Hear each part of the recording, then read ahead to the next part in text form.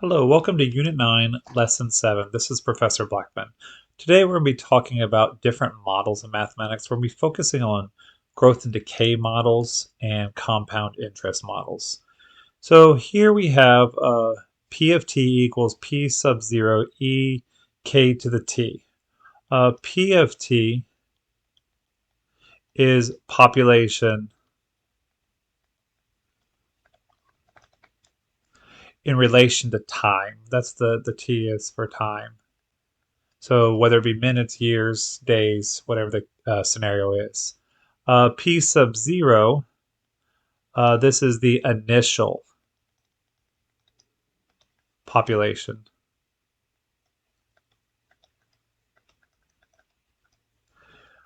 K, here, this is the constant that we are using, or the growth rate, whatever the K may be, but it's the rate at which it is changing. And then T is, of course, time.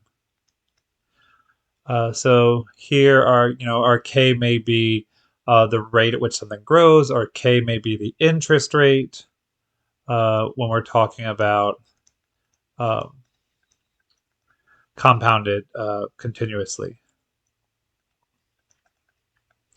All right, here's also a formula that is for doubling time.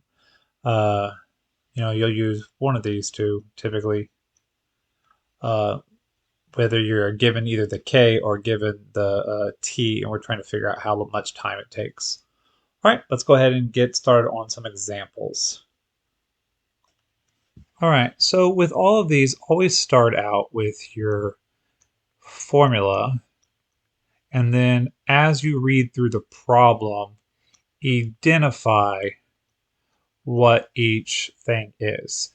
So in 2012, the population was 5.73 million. So this would be our initial population. The exponential growth rate was 2.18. So that means our K as a rate is 0.0218. Find the exponential growth function. Well, we already have P and K, so we can go ahead and plug that in, and we get P of t is equal to 5.73 million e to the 0.0218 t. And so this is our exponential growth equation. All right, our next thing is to calculate the population in 2018. So we need to take and figure out how much time has passed. Well, from 2012 to 2018, that would be 6 years. So we're going to put 6 in here. So 5.73 e to the 0.02186. All right, and then I'm going to go to my calculator and I'm going to type that in. 5.73 e, and as you see, it pops up the little caret for me already. 0.0218 times 6. And I'm going to close that parenthesis and equals. And so in 2018, and it says round to one decimal place, there'll be 6.5 million people. All right, so in part C, we're asked to find out when the population will reach 9 million.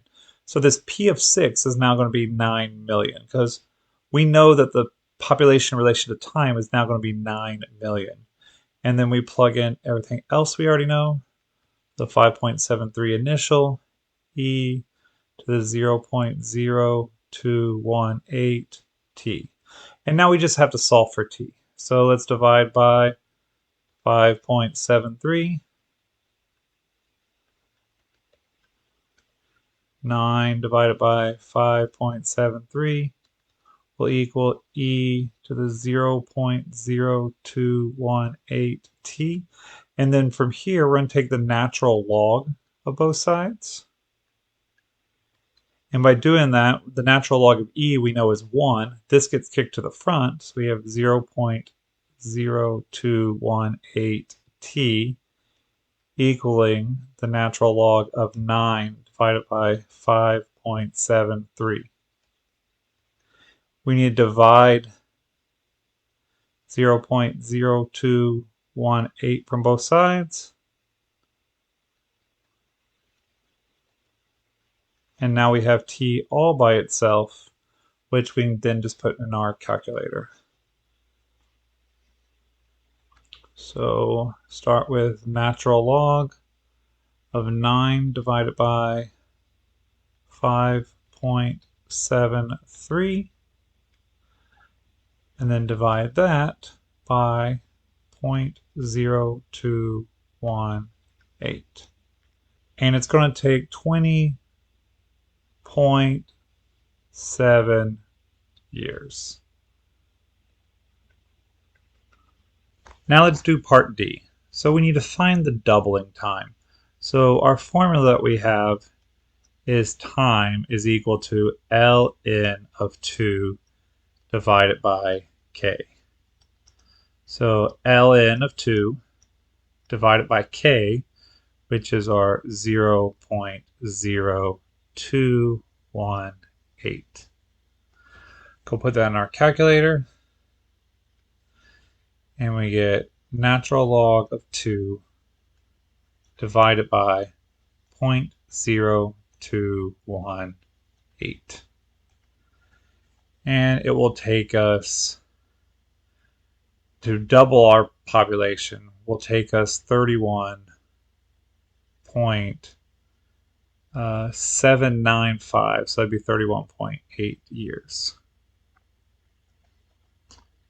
So it's going to take us, 20 years to get to 9, and it's going to take us 31 years to get to, double of 5.7, so a little over, 11, almost 12. All right, let's look at another example. All right, so again, start out with your p of t equals p sub 0 e to the kt. All right, a doll was sold for $271 in 1980 and was sold again in 1987 for $493. Assume that the growth in value was exponential. So our starting value would be our 1980, which is 271. And when we finished, it was at 493. E, and then our k is unknown. That's what we are solving for. And our time was 7 years. Okay, so now we need to solve for k. So divide both sides by 271. 493 divided by 271 equals e to the 7k. Take the natural log of both sides, and we get ln of 493 over 271 equaling, that's 7k in front, divide by 7. So then k will equal, put that in our calculator, natural log 493 divided by 271 and divide that by 7. And we get a k of 0. And we're asked to round to the nearest thousandths, 0.85. So you're getting over an 8% return on this doll. Pretty good investment. All right, let's look at our next part. Find the exponential growth equation. Well, now that we have our k, we can easily plug that in. And they ask us to use v for value instead of p. So v of t is equal to 271 e to the 0.085 t. All right, estimate how much the value of the doll will be in 2008. So 2008 would be 28 years after 1980. So that would be 28, 271 e to the 0.085 times 28. All right, let's put that in the calculator. 271 e to the 0.085 times 28. And that gives us 2, and it has to round to the nearest dollar, $2,928. Not bad for a doll that only cost $271 originally. What is the doubling time for the value of the doll? So time is ln of 2 over k, which is ln of 2 over 0.085. So ln of 2 divided by 0.0.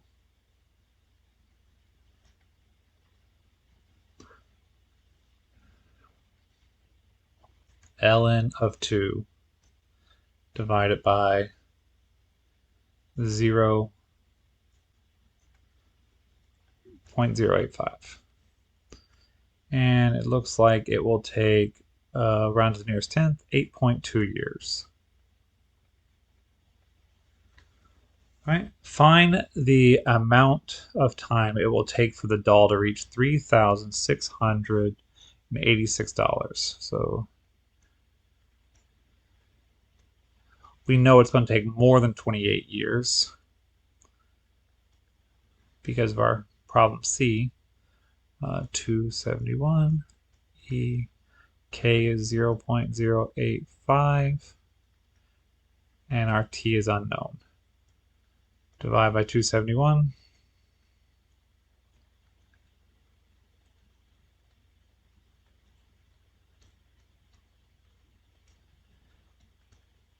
Take the ln of both sides like we did previously.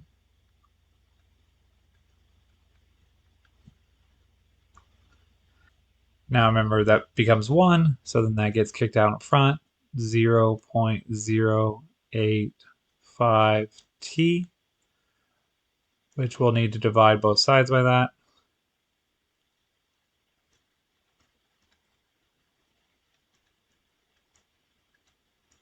And so then t will equal what we get when we put in our calculator.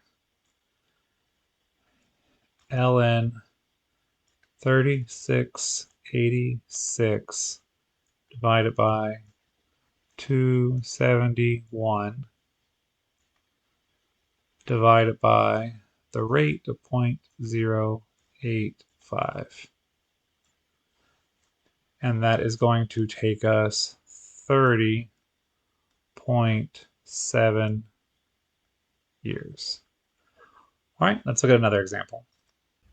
So this is an example for compounded interest continuously. So always start with your P of t equaling P sub 0 e to the k t. All right, so here you have this much amount, why it's such an odd amount. But it's what's given to us. And our rate is 5.3, which we would write as 0.053. That's our k. Find the exponential function that describes the amount. So our function that we are going to give us is P of t equals our starting amount, our principal amount, 14,328 E, and then our K is 0.053, and our T is undetermined. Then we need to figure out the balance for 1 year, 2 years, 5 years, and 10 years. So for 1 year, for 2 years, for 5 years, and for 10 years. So that's 1, 4, 3, 2, 8, e to the 0.053, and then our t is 1. Now let's put that in our calculator. 1, 4, 3, 2, 8, e to the 0.053 times 1. And we get, this is now, we're asked to round to 2 decimal places because it's money. 15107.867, so that would be 87 cents. Now, we're going to do the same exact thing, except this is going to become a 2, and then it's going to become a 5, and then it's going to become a 10.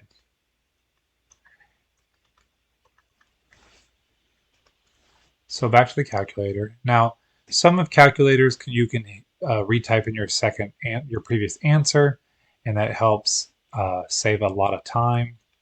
But changing it to a 2, type it all in again if you don't know how to do that on your calculator, and you get 15930.18. All right, now we need to do it to 5.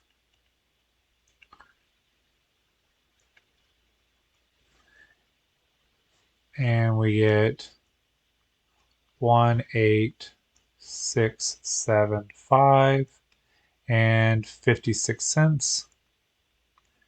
And now we need to do it to 10. So 10 years later. 24342.30. So we had a little over 15,000, almost 16, over 18, and then over 24,000 as it's compounding a lot. So 14 doubled would be, say, 28,000. So when we're looking at our doubling time, we know it should be more than 10 years. So go ahead and find that time by doing ln of 2 divided by k. So ln of 2 divided by 0.053. And on our calculator, ln of 2 divided by 0.053 gives us 13, and we're asked to do 1 decimal place, 13.1 years. Okay. So that's an example for compounded interest continuously. Let's look at another example. All right, give you a moment to read this. So let's set these equal to each other. So d of p needs to equal s of p. So 525 e to the negative 0.003 p needs to equal 150 e to the 0.004 p. Now, what we want to do is I want to get rid of this 525 and put over here with the 150. So let's divide both sides by 525. Now we have e to the negative 0.003 p equaling, those are multiples of 75, so 2/7 e to the 0.004 p. Okay, now let's go ahead and take the ln of both sides.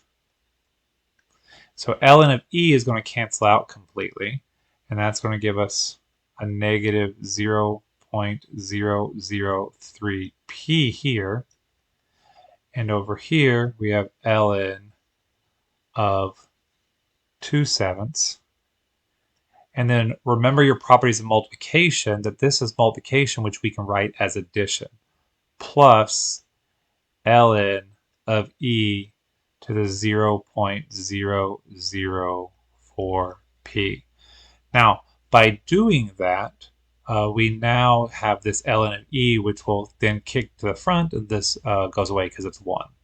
So that's negative 0.003p equals ln of 2/7, which is just a number, plus e, ln of e is gone. We have 0.004p. Now I need to get these p's to one side. I'm going to move them over. So subtract 0.004p minus 0.004p, and that gives me negative 0.007p equals ln of 2/7. Divide both sides by that.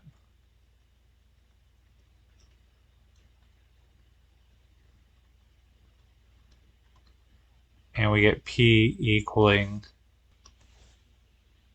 on the calculator, ln of 2 divided by 7 divided by a negative 0.007.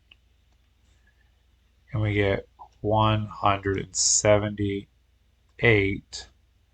And we're talking about money, so 2 decimal places, 0.97. So if whatever DVD player they're trying to sell, the equilibrium price is at $178.97. All right, let's look at the next example. All right, go ahead and pause this if you need time to read it.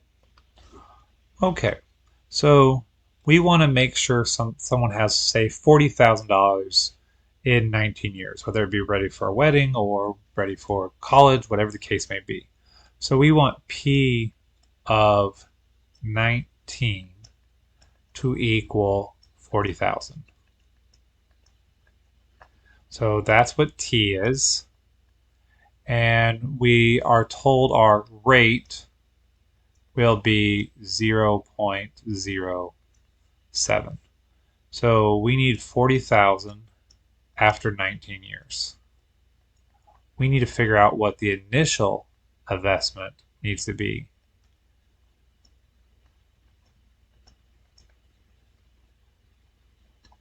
And our time is 19. Okay, well, this is just a number. And so in order to get this, we just need to divide by our e to the 0.07 times 19.